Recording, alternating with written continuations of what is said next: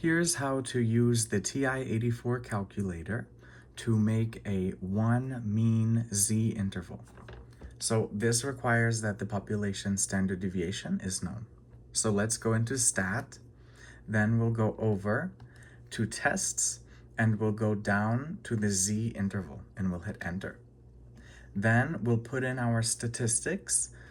If you have data, we'll talk about that. But let's say we're looking at the heights of people in inches. Perhaps it's known that the population standard deviation is 2.7 inches. And now we took a sample, perhaps of 30 people, that had a sample mean x bar of 65.8 inches. So x bar is 65.8, the sample mean, and n is the sample size, which for us is 30. Then let's say we'd like a confidence level of 95%. So we'll put in 0.95, which is 95%. After all, percent is per 100 in Latin. Cent is 100, so 95 per 100 is 0.95. So then we'll go ahead and go down to calculate and hit enter. And there we go. How beautiful. Thanks to our sample of size 30 with a sample mean of 65.8 inches, we have a 95% confidence interval for the height of this true population that we're studying. And here it is a z interval, which means that we knew the population standard deviation sigma.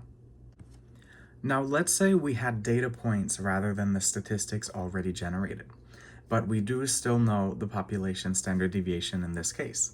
Then we should go into stat.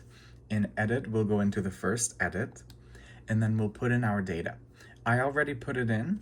It's, for example, the daily steps taken by a sample of 10 total people. 1, 2, 3, 4, 5, 6, 7, 8, 9, 10. And so what we do now is we'll go into stat, then we'll go over to tests again, but we'll go down to z interval. You could also, instead of going down and pressing enter, just press the button 7. And then we'll go over to hit our input as data, the raw data, rather than the statistics themselves. So let's say it's known that the population standard deviation for steps taken per day is 3,080.